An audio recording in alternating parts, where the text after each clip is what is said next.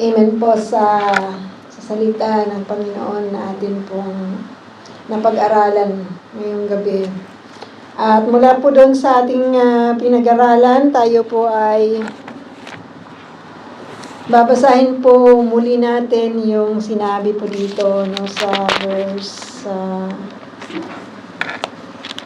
31, from verse 31. Ulitin lamang po natin. Alam ko narinig na ninyo ito ngayon. Sabi po dito, you will be with a child and give birth to a son, and you are to give him the name Jesus. He will be great, and he will be called the Son of the Most High. The Lord God will give him the throne of his father David, and he will reign over the house of Jacob forever. His kingdom will never end. So, sa ating pong narinig ngayong gabi, mga kapatid, ay paalala po sa atin that the Lord gave us the salvation. He gave us the Savior. There will be no Savior apart from Jesus. It is only the Lord Jesus ang Savior. So pinangako yun, ibinigay ang Panginoong Jesus 2,000 years ago, ni-reveal no, sa pamamagitan po ng pagkapanganak ni Maria. Si Jesus po ay pumunta sa mundo at sabi po dito sa Galatians chapter 5 verse 1, sabi niya, it is for freedom that Christ has set us free. Stand firm then, and do not let yourself be burdened again by a yoke of slavery.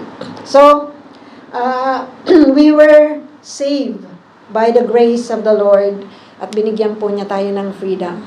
Yan yung mayroon ang lahat ng mga mananampalataya, the freedom that comes from the Savior, the Lord Jesus Christ. So, napakasarap pong pag-usapan because this is the season of remembering the birth of the Lord Jesus. Sabi ng mga ibang mga Kristiyano, this is not the time na pinanganak si Jesus. But the most important thing, we are remembering the birth of our Lord. At lagi po natin tayong mga mananampalataya, we always remember that. And we should always remember that para tayo po ay napapaalalahanan na ang Diyos po ay nagbigay sa atin ng isang kaligtasan. Huwag muna kayong umiyak. It is a great, it is, sabi ng Bible, good tidings of great joy. Yung ating pong balita. No? At praise the Lord. At sa gabing ito, once again, dahil sa ating pong communion, ay ni-remind tayo ng salita ng Panginoon that the Father gave us the salvation through the Lord Jesus. He gave us the freedom to do the will of the Lord. He gave us freedom from sin. And we are not anymore slaves of sin.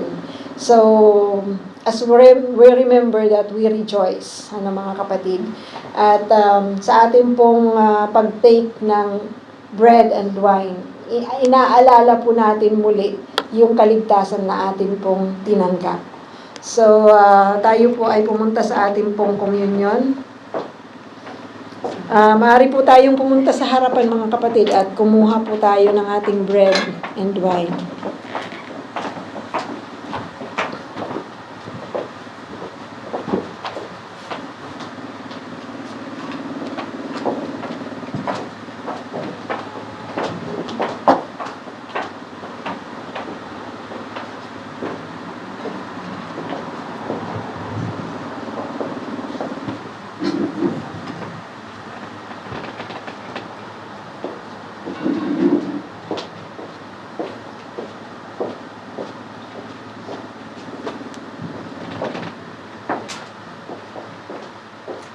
Father, we thank you na tunay nga pong kayo ang nagbigay sa amin ng way out.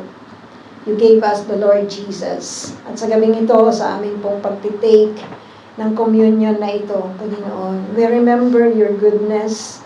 We always are thankful and grateful that you have saved us through the Lord Jesus. At Patuloy, Ama, na kayo ang aming sinasamba. Itaas po natin ang tinapay. Panginoong Jesus, we thank you so much that you offer your life as an offering, a sacrificial offering at the cross instead of us. You gave us the full payment of our sins, O Lord God, the full atonement, O God, sa lahat ng mga pagkakasala po namin. We thank you so much, O Lord, na tunay nga pong ipinagkatiwala nyo ang inyong buhay dahil mahal niyo po kami. And thank you for saving us. As we eat this bread, we rejoice and we remember that day that you have given your life for us. Thank you so much. Let's eat the bread.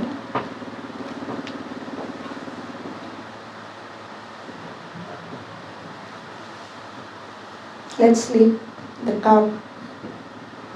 And this cup, O Lord Jesus, it reminds us that you, as you suffered, Lord, you have shed your blood, the precious royal blood of the Most High God, the one who is the light, the way, and the truth. There's no one like you, and there is no one who will save us instead of you. Kaya, Panginoong Jesus, we celebrate.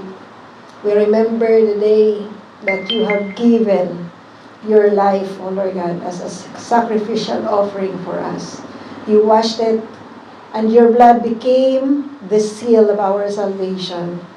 That in heaven, on earth, and under the earth, ang inyo pong kaligtasan ay iginagalang, O Diyos. It became a seal that whoever receive you, whoever calls in the name of the Lord Jesus is safe. Thank you, God. Thank you, O Lord Jesus. As we drink this wine, O God, we truly celebrate that day, the full salvation that we have received in Jesus' name. Let's drink the wine.